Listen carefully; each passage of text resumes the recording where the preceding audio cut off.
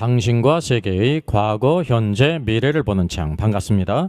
워킹바이블 연구소장 송영노 목사입니다. 오늘도 우리에게 귀하고 아름다운 날을 주셨는데 하나님 말씀을 묵상하고 상고하고 찬송하고 기도로 시작하게 하심을 감사합니다. 워킹바이블 연구소는 일선에서 수고하는 우리 목회자님들과 성도들의 필요를 공급하고 세워갑니다. 구독, 좋아요, 알람 설정을 누르시면 새 영상을 쉽게 볼 수 있고 모두 무료임을 알려드립니다. 보좌 앞에 유리바다, 하늘의 축복을 의미하나요? Our Father in heaven, hallowed be your name. Your kingdom come, your will be done on earth as it is in heaven. Give us today our daily bread. Forgive us our debts, as we also have forgiven our debtors. And lead us not into temptation, but deliver us from the evil one. For yours is the kingdom, and the power, and the glory, forever. Amen. 계시록 4장은 하늘이 열리면서 첫 번째 하나님의 보좌를 봤습니다. 하나님의 보좌가 있고 그 뒤에 무지개가 이렇게 들려 있죠. 노아의 언약을 여기 보여주고 있습니다. 여기 24 보좌가 있고 24 장로들이 앉아 있습니다. 24 장로들은 구약의 신약의 교회의 대표가 아니라 천사들의 대표입니다. 그 영상으로 이미 다 올렸죠. 그리고 중요한 것은 앞과 주위에 뒤에 내생물이 있죠. 내생물은 피조물들을 대표합니다. 그리고 여기 보게 되면 보좌 앞에 유리바다가 있습니다. 4장 6절에 보좌 앞에 수정과 같은 유리바다가 있고 그러합니다. 그래서 오늘의 말씀의 중심은 바로 이 수정과 같은 유리바다, 이것이 과연 무엇인가? 왜냐하면 흔히 우리가 수정과 같은 유리바다, 유리라는 것은 투명하지 않습니까? 또 이거 수정과 같다고 말해요. 그래서 이게 참 너무 좋은 것이구나, 천상의 하늘의 큰 축복이구나, 이렇게 생각한다는 사실이죠. 과연 그러한지 우리가 전체 성경을 같이 퀘스트하면서 그 의미를 살펴보겠습니다.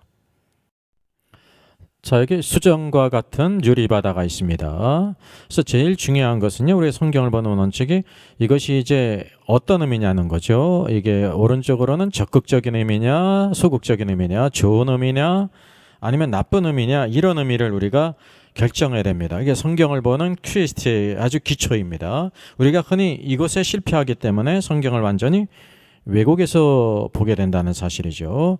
그래서 이 수정과 같은 유리바다라는 것이 소극적인 의미냐, 소극적인 건 나쁜 거죠. 적극적인 의미냐, 하나님께서 기뻐하시는 우리에게 좋은 의미, 적극적인 의미냐, 이게 다른 말로 배드의 의미냐, 나쁜 의미냐, 아니면 구세의 의미냐를 우리가 결정을 해야 되는 것입니다. 이렇게 갈래길에 오게 될 때 어느 쪽으로 가야 될지 결정해야 되는 것처럼 바른 방향을 우리가 설정해야 된다는 거죠. 그래서 대부분의 많은 경우 수정과 같은 유리바다, 그러니까요, 유리도 투명하고 좋은 것이고 수정도 아주 투명하고 좋은 거 아닙니까? 그래서 이것이 구세의 의미구나, 좋은 의미구나, 아주 천상에는 유리바다가 있구나, 이렇게 생각한다. 유리바다가 있죠. 근데 그 유리바다의 성격을 우리가 이제 치우쳐서 이렇게 잘못 오해한다는 사실입니다. 그래서 수정과 같다고 하는 것은 여러분 구세의 의미입니까? 배대의 의미입니까? 수정과 같다는 것은 투명한 것이니까요, 구대의 의미죠. 또 유리라는 것도 마찬가지예요. 유리는 이렇게 들여다볼 수 있는 거 아닙니까? 과거 이제 중세 시대에는 유리가 보석으로 취급이 됐습니다. 그래서 유리도 투명하다고 하는 것은 구세의 의미예요. 그래서 비근한 예로 유리바다가 있으면 이 땅에 유리구두가 있지 않습니까? 신데렐라의 구두, 유리구두. 유리도 좋은 것이고 구두도 사실은 나쁜 것이, 구두가 있어야죠. 맨발로 다닐 수 없죠. 그래서 이거는 유리든지 구리든지 구두든지 이건 다 구세의 의미입니다. 근데 여기에서 유리바다라는 것은 우리가 무엇을 알아야 되냐면요, 유리와 바다가 있는데 똑같이 이것이 명사인데 유리는 수식어예요. 설명해. 바다를 설명하는 것입니다. 그리고 중요한 실체의 본체는 바다라는 사실이죠. 그래서 우리가 흔히 수정과 같다, 이게 수식하는 거, 설명하는 거거든요. 유리바다 할 때도 유리도 설명할 수식어예요. 이게 다 좋은 의미입니다, 분명히. 근데 뭐를 놓쳐버리냐면 이 바다라고 하는 의미를 놓쳐버린다고 하는 사실입니다. 바다의 의미가 중요합니다. 성경에서 이 바다의 의미가 소극적인 의미일까요? 적극적인 의미일까요? 아니면 매대의 의미일까요? 구세의 의미일까요? 우리가 이것을 찾아보겠습니다. 여러분이 성경을 어떻게 보고 있는지 같이 차례대로 우리가 성경을 찾아보겠습니다. 이것이 성경을 우리가 읽고 묵상하고 큐티하면서 매우 기초적인 것입니다. 이것을 꼭 기억할 필요가 있습니다. 우리가 계시록의 그 유리바다를 보고 있습니다. 계시록은 성경의 결론입니다. 성경의 결론으로 가기 위해서는 어떤 과정이 있냐면요, 성경의 기초가 있어요. 그것이 모세오경입니다. 그래서 모세오경은 창세기로부터 모세가 쓴 성경을 가리키죠. 하나님께서 최초로 모두 기초가 되는 이 모세오경을 주셨습니다. 하나님의 중요한 법이죠. 그 중에서도 창세기는 모든 것에 시작이 있기 때문에 우리가 계시록에 있는 이 유리바다라고 할 때 이 바다의 의미가 항상 이제 모세오경을 비롯한 창세기에 꼭 있다는 거예요. 이게 기초가 있고 마지막 결론이 있을 뿐만 그 과정에 과정이 있죠. 그래서 구약의 과정이 있고 또 신약의 과정이 있음을 우리가 보게 되는 것입니다. 복음서는 과정 중에서도 아주 중요한 부분이죠. 왜냐하면 그 아들이 직접 이곳에 이 땅에 내려오셔서 구속의 역사를 해주시지 않습니까? 그래서 창세기에 나오는 바다의 의미가 무엇인지를 먼저 살펴볼 필요가 있습니다. 어디에 바다가 먼저 나오죠? 창세기 1장이에요. 하나님께서 창조하실 때 셋째 날, 여기 보니까 9절 이하에 보게 되면 하나님이 이르시되 천하의 물이 한 곳으로 모으고 묻이 드러나라 하시니 그대로 되니라. 하나님의 묻을 땅이라 부르시고 모인 물을 바다라 부르시니. 그래서 이 바다라는 말이 성경에 첫 번째 나오는 것이 바로 여기에요. 바다라 부르셨다는 거예요. 그래서 하나님 보시기에 좋았더라 그랬어요. 그리고 땅은 풀과 씨 맺는 채소 각기 종류대로 씨 가진 열매 맺는 나무를 내라라고 이렇게 하셨습니다. 그래서 성경에 있어서 첫 번째 바다의 의미가 구세의 의미일까요? 배대의 의미일까요? 적극적인 의미일까요? 소극적인 의미일까요? 우리가 이것을 하나씩 우리가 퀴즈하면 되겠습니다. 셋째 날에 하나님께서 이 적극적으로 행하신 것이 있어요. 그것이 무엇일까요?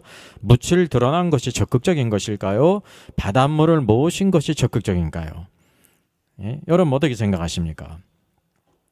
묻을 드러내신 것이 적극적인 겁니다. 묻이 드러나라 하니까 자연히 거기에 따라서 묻이 이렇게 융기가 되니까 이 땅을 덮고 있던 물이 한 곳에 모이면서 그것이 바다로 됐다는 것입니다.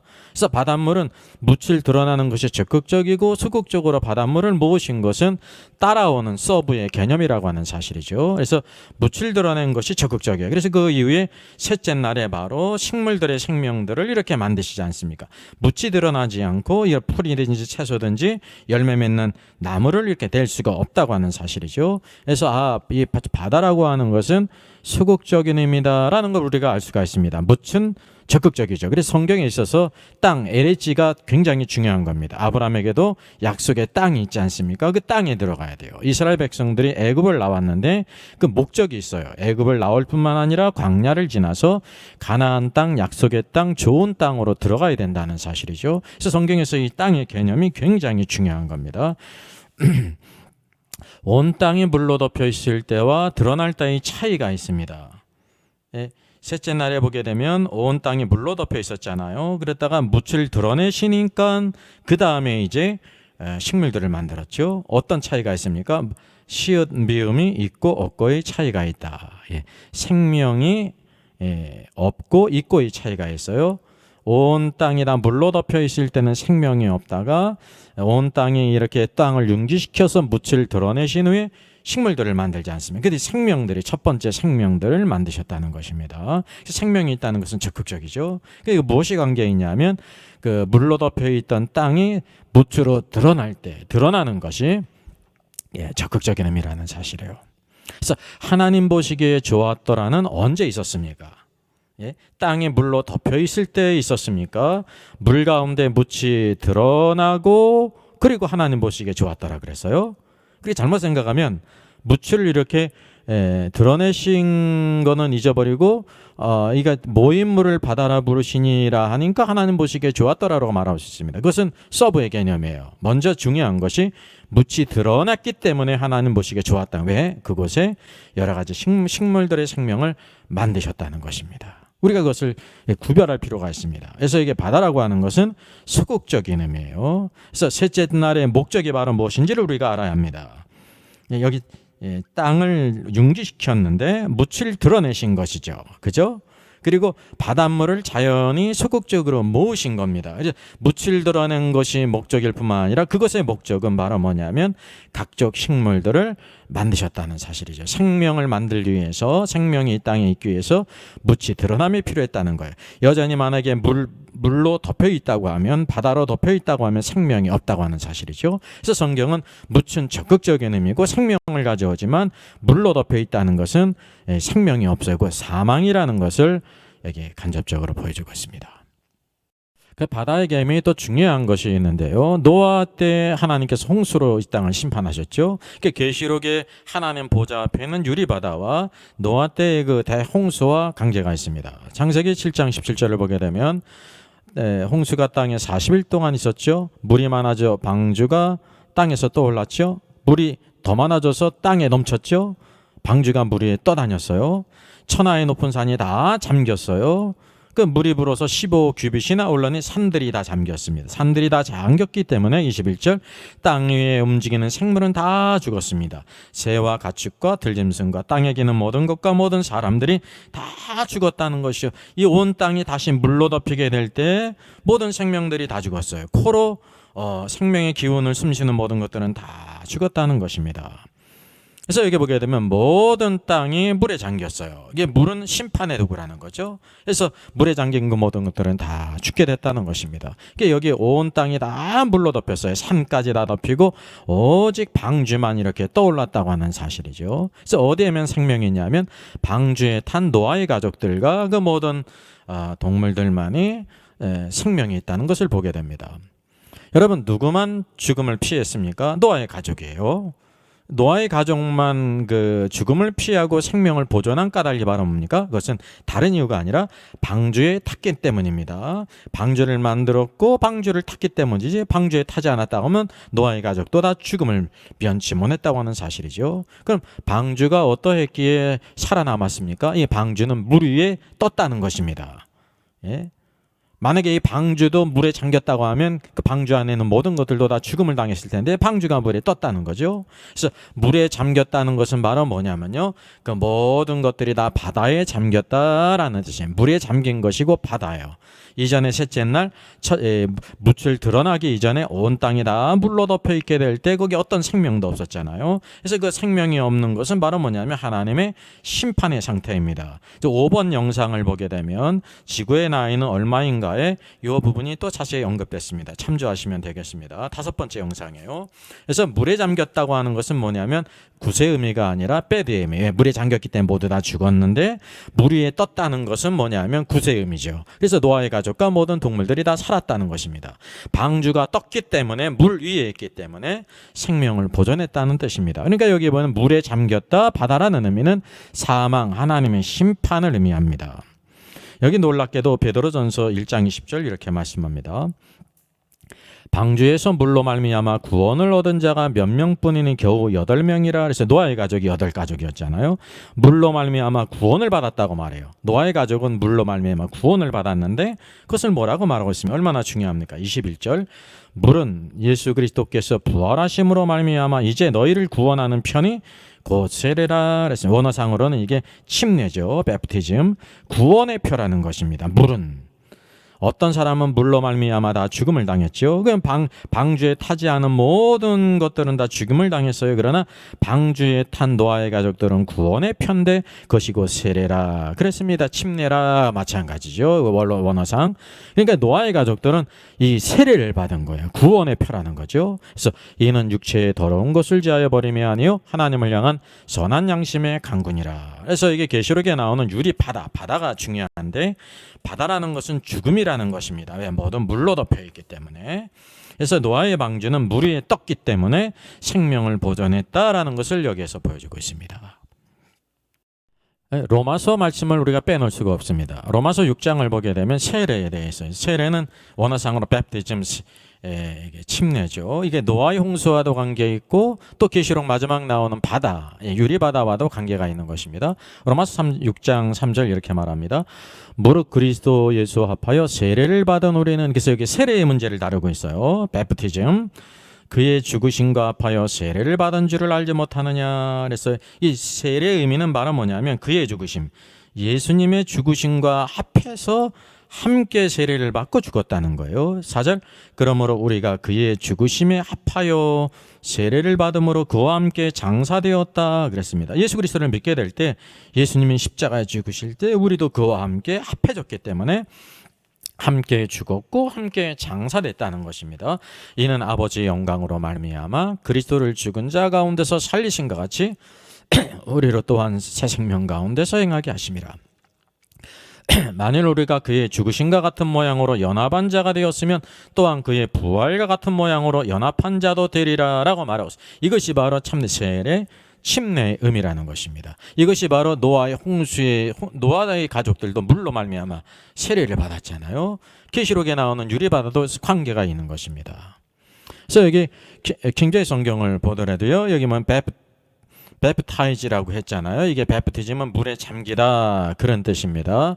헬라어는 바피존인데요, 침례를 베풀다, 또 물에 잠기다 그런 뜻입니다. 이것을 세례로 이렇게 번역을 했지요. 그 원어는 웬만한 분들은 다 알 것입니다. 그래서 세례는 문자적으로 잘못 이해를 하면요, 세례가 씻는다는 의미잖아요. 그 씻는다는 의미가 아니에요. 세례를 베풀 때 어디에 물을 붓습니까? 발입니까? 허리입니까? 손입니까? 머리입니까? 잘 생각해 보세요. 머리죠. 머리에 붓는 이유가 있습니다. 그 의미가 뭘까요? 머리는 생각을 씻어야 된다 그런 뜻일까요? 아니면 머리카락조차 깨끗해야 된다라는 그런 뜻일까요? 이제 작은 것조차도. 3번은 머리까지 물에 잠겼다, 그러니까 온몸이 물에 잠겼다 그런 뜻일까요? 어떤 뜻일까요? 머리 위에 물을 이렇게 침례의 물을 이렇게 베풀지 않습니까? 이게 3번입니다. 머리까지 너는 물에 잠겼다 그런 뜻입니다. 예수님이 세례를 받을 요단강에 들어갔다가 나오시지 않았습니까? 그거를 바로 이렇게 약식으로 이렇게 세례를 준다는 것입니다. 그래서 세례는 바로 무엇이냐? 머리 위에 주는 것은 너는 이제 그리스도 안에서 물로 이렇게 머리가 잠겼으니까 어떻게 된 거예요? 그리스도와 함께 죽고, 그래 물이 또 이렇게 흐르잖아요. 그 영적인 의미. 그래서 이게 영적인 의미는 그리스도를 믿음인가, 그리스도와 함께 죽음인가. 로마서 말씀 그리스도와 함께 죽었다라고 말하고 있지 않습니까? 그래서 머리가 물에 잠겼다가 나오는 것은 어떤 의미입니까? 그리스도와 함께 다시 산다 그런 의미라는 사실이죠. 이것이 로마서 6장에 나오는 세례의 참된 의미라는 것입니다. 씻는 의미가 절대 아닙니다. 그래서 노아의 가족도 세례 침례를 받았잖아요. 물로 말미암아 구원을 받았다 그랬습니다. 방주에 탔기 때문에 물로 말미암아 구원받고, 방주에 타지 않은 모든 다른 사람들은 다 죽음을 당했다는 것을 우리가 알게 됩니다. 그래서 세상 사람들은 심판을 받아서 모두 멸절했다는 사실이죠. 그래서 이 물은, 노아의 홍수의 물은 심판인데, 어떤 사람은 심판으로 말미암아 죽음을 당하고 방주를 탄 사람은 물로 말미암아 구원을 받았다는 뜻이죠. 그래서 결국 이것이 세례의 의미와 오늘도 노아의 홍수의 물의 의미가 서로 일치한다는 것을 여기 보여주고 있습니다. 그러면 바다와 그 하나님의 심판의 관계 같이 한번 살펴보겠습니다. 여러분, 창세기 셋째 날 전, 셋째 날이 있기 전에 어떤 상태에 있었습니까? 이게 지구예요. 땅이 있었습니다. 땅이 지구라는 뜻입니다. 여기다 물로 덮여 있었습니다. 온 땅이 다 물로 덮여 있었죠. 그래서 궁창 위에 물이 있고 궁창 아래에 물이 있는데, 궁창 아래의 물은 땅을 다 이렇게 물로 덮여 있었다는 사실이에요. 그래서 모든 땅이 물로, 바다로 덮여 있었어요. 그러니까 생명이 없었죠. 이게 생명이 없는 것은 그 심판의 상태예요. 그래서 하나님께서 생명을 가져오시기 위해서 먼저 궁창을 만드셨고, 이제 땅을 이렇게 융기시켰다는 것입니다. 셋째 날이 있은 후 어떻게 됐냐면, 이 땅에 있는 물이 땅을 융기시켰고, 물들이 한 군데 모음으로 바다라 칭했다는 사실이죠. 그래서 땅이 이렇게 드러나셨어요. 융기케 하셨고, 그래서 이 땅이 있으니까 생명이 있을 수 있지 않습니까? 그래서 물이 한가운데 모였어요. 그 바다에는 생명이 없습니다. 그래서 이 땅에 풀들과 여러 가지 씨 가진 그 열매 맺는 채소들을, 나무들을 이렇게 만드셨다는 것입니다. 그러니까 이 묻이 이렇게 드러나야 생명이 나올 수 있다는 것을 우리가 알게 됩니다. 그래서 노아의 방주도 마찬가지입니다. 노아의 홍수 때 모든 산까지 다 물로 덮였습니다. 그러나 방주는 물에 떴죠. 그리고 방주 위에 탄 사람들은 생명을 보존하고 있어요.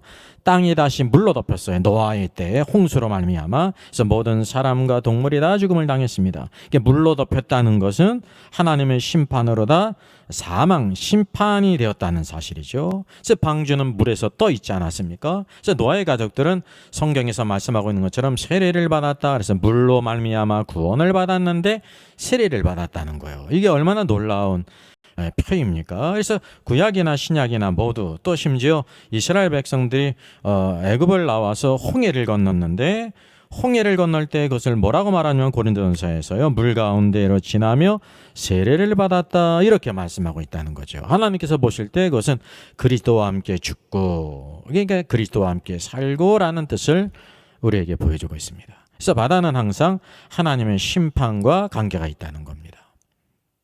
그리고 유리바다를 보면서 우리가 꼭 알아야 될 중요한 말씀이 있습니다. 이 유리바다는 그냥 유리바다가 아니라 불이 섞인 유리바다예요. 계시록 15장 2절에 이렇게 말씀합니다. 같이 한번 읽죠. 또 내가 보니 불이 섞인 유리바다 같은 것이 있고, 유리바다가 불이 섞여 있다는 거예요. 이것을 알지 못하기 때문에 유리바다가 투명하고 아름답고 얼마나 좋을까 이런 생각으로 빠지게 된다는 거죠. 이게 성경을 근거하지 않고 그냥 우리들의 원디피셜로, 그리고 성경 전체에 흐르는 바다의 의미를 간과히 몰랐다는 거죠. 그냥 단지 유리도 좋고 바다가 사망 하나님의 심판의 의미인데 아주 그것이 투명하다는 말이에요. 이게 이 땅에 있는 바다와 전혀 틀리죠. 불이 섞인 바다예요. 여긴 물이 있는 것이 아니라 불이 섞인 유리바다. 그래서 짐승과 그의 우상과 그의 이름의 수를 이기고 벗어난 자들이 유리바다가에 서서, 한편으로 이것은 유리바닷가이고 한편으로 보게 되면 물이 섞인 유리바다라는 것을 여러분 아셔야 됩니다.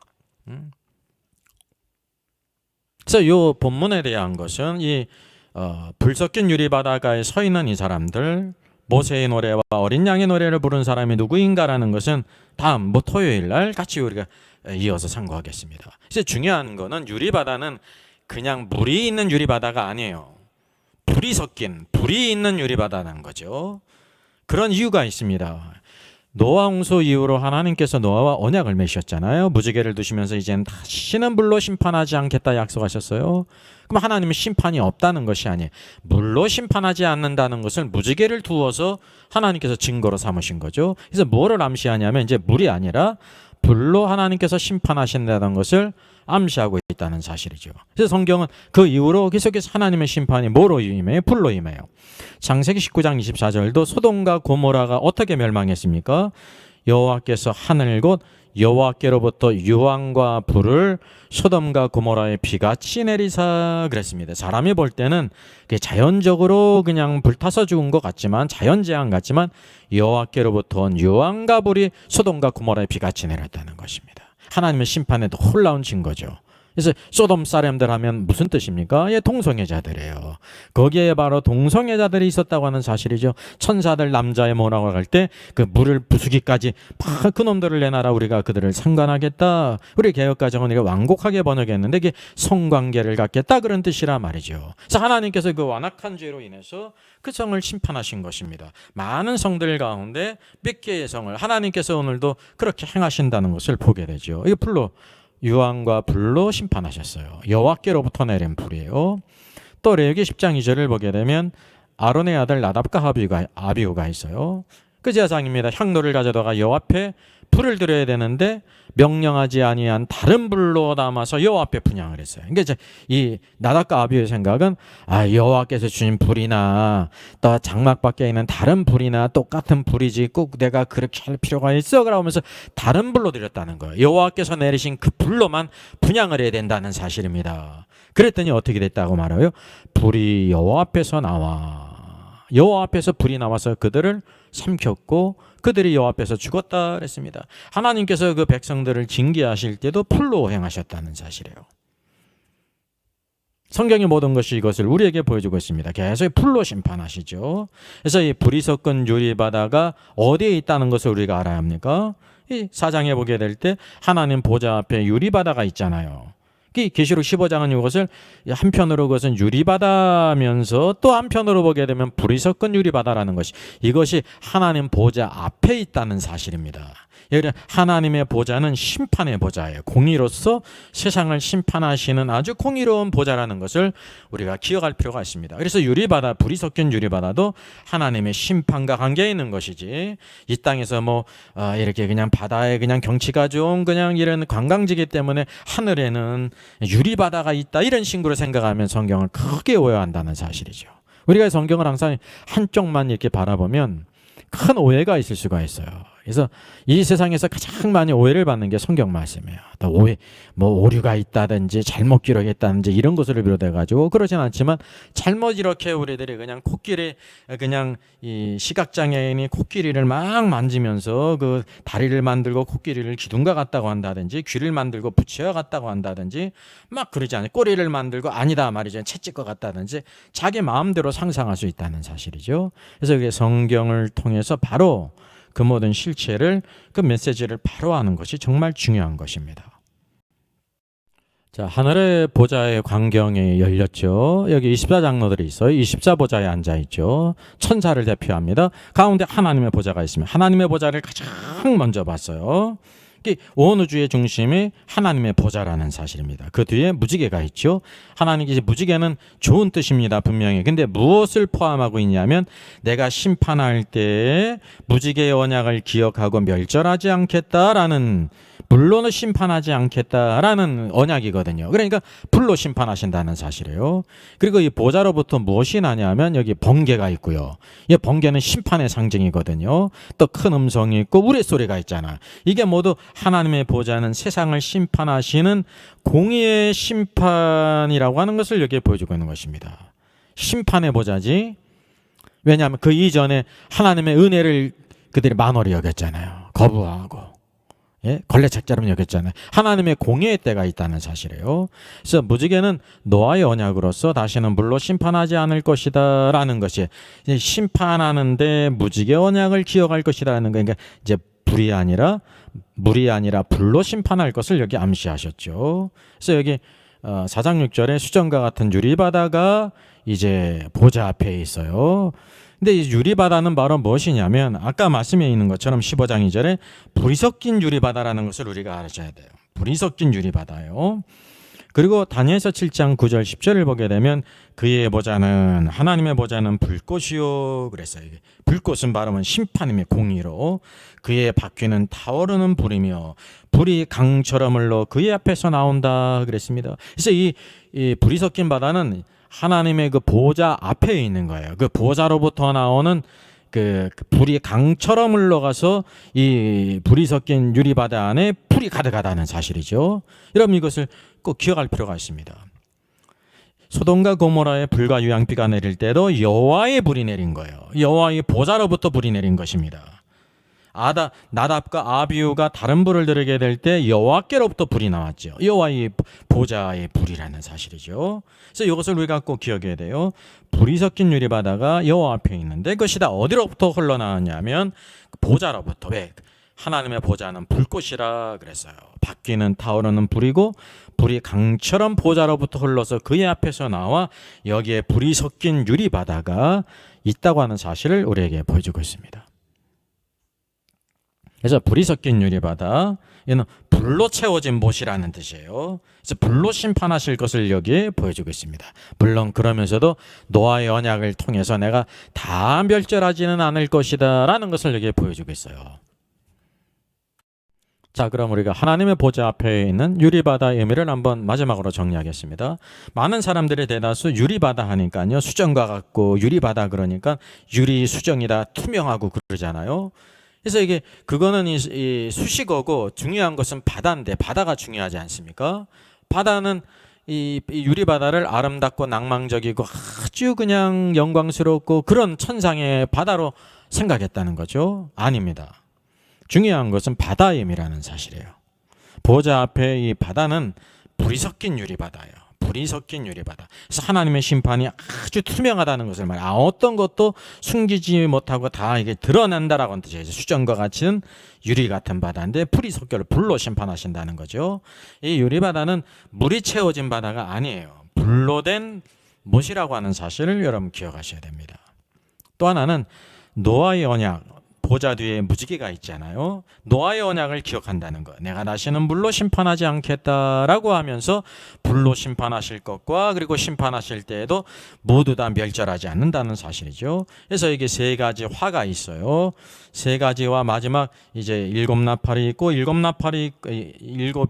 재앙이 있고 일곱 나팔 재앙이 있고 일곱째 나팔은 또 일곱 대접 재앙이 있잖아요. 그렇게 하면서도 이 땅에 있는 모든 피조물들을 다 멸절하지는 않는다는 사실입니다.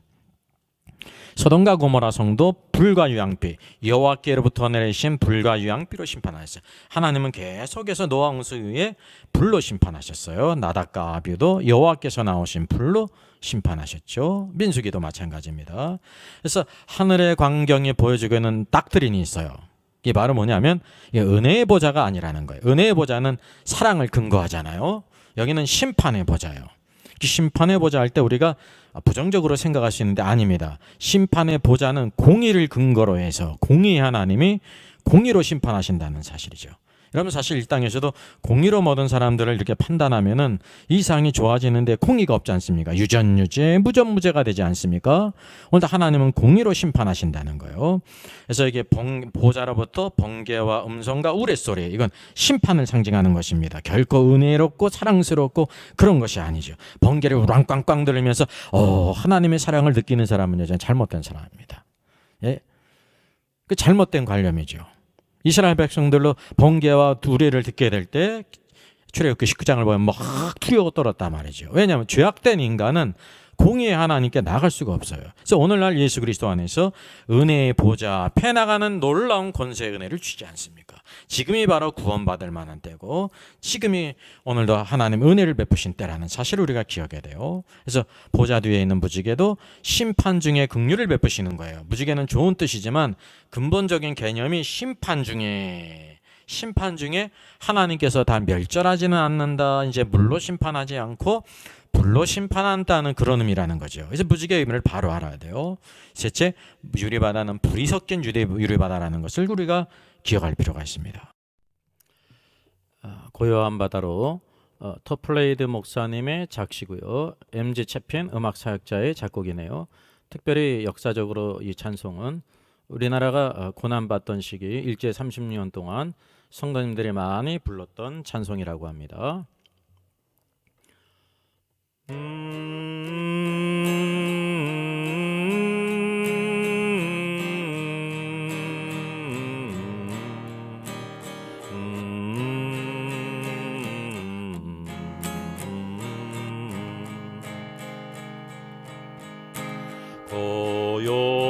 고요한 바다로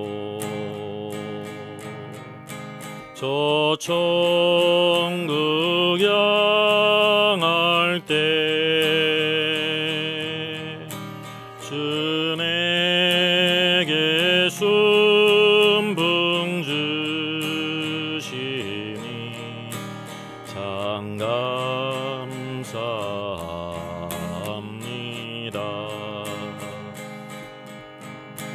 금물결이 일어나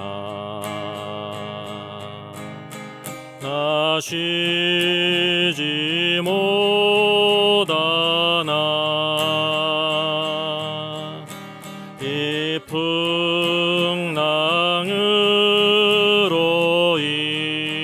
인하여 더 빨리 갑니다. 내 걱정 근심을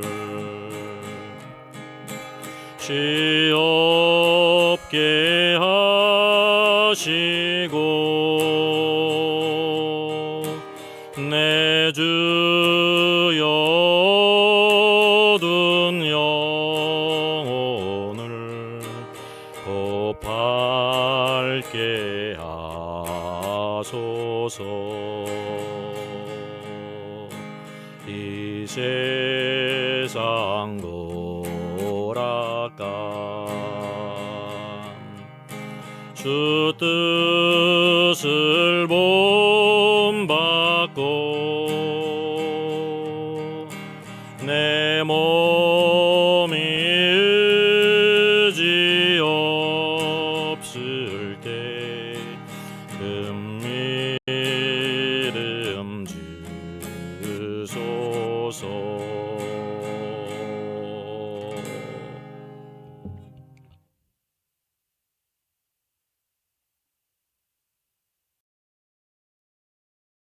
사랑과 은혜가 풍성하신 하나님 감사합니다. 사도 요한을 통해서 하늘이 열리며 하나님 보좌 앞에 요한은 내 생물과 24장로들과 뿐만 아니라 7명이 있는 것을 우리에게 보여주시고 또 보좌 앞에 수정과 같은 유리바다가 있음을 보시는 하나님을 찬양합니다. 오늘도 공의로 세상을 심판하신 하나님, 오늘도 끝까지 참고 기다리시다가 오늘도 그 심판의 보좌 공의로 심판할 때가 있는데 오늘도 하나님의 뇌성과 음성과 우레소리가 나며 또 보좌 주위에 오늘도 이와 같이 무지개가 둘려 있어 하나님이 심판하실 때라도 노아의 언약을 기억하시는 하나님이심을 우리에게 보이셨사오고 또 이와 같이 계시록 15장에 보니 또 불이 섞인 유리바다를 가에 서해서 오늘도 짐승을 이기고 하나님을 찬양하는 무리들을 보이는 것을 감사합니다. 이 유리바다는 불이 섞인 바다로서 하나님께서 노아 홍수 위에 다시 신음불로 심판하지 않고 불로 소돔과 고모라 성을 심판하시며 오늘도 하나님 백성 가운데도 오늘도 만월히 여겼던 나답과 아비를 여호와께로 나온 불로 이렇게 징계하시는 그 모든 하나님은 소멸하는 불이신데 항상 우리에 있는 모든 더러운 것과 악한 것들과 소극적인 것들과 세상적이고 육신적인 그 모든 것들은 다 불타 없어지게 하시고 정결케 하여 주시며 하나님의 합한 자로 살아가는 저들 되게 하여 주시옵소서. 주여 감사합니다. 오늘도 그리스도와 함께 죽고 그리스도와 함께 살게 하셨사오니 늘 오늘도 우리 안에 주님만 높임 받으시며 우리 그리스도의 말씀과 성령 안에 주의 다스림 안에 자고 원한들에게 우리들 되게 해주시고 어린 양이 어디로 인도하든지 주님만 따라가도록 주께서 도와주시옵소서. 어려운 일이 있을지라도 낙심치 않게 하시고 소망을 하나님께 두게 하시고 오늘도 우리를 도우시는 주님, 먼저 행하시는 주님, 예비하시는 주님, 여호와이신 주님을 바라보게 하여 주시옵소서. 주님을 찬양합니다. 주 예수 그리스도의 이름으로 기도하옵나이다. 아멘. 저의 저서를 소개해드리겠습니다. 때를 알라 주님 오신다. 계시록과 다니엘서의 전반적인 조망이지만 매우 중요한 책입니다. 저 사람 천국 갈 수 있을까? 구원과 천국의 내용을 심도 있게 다루죠. 이런 종류의 책이 없습니다. 셋째는 구원 탈락인가 거짓신자인가 종교개혁 500주년을 기념하면서 칭의론 구원론 또 심판론 모든 중요한 주제를 다 망라한 책입니다. 이것을 읽는 사람들이 아마 큰 도움을 받을 것 같습니다.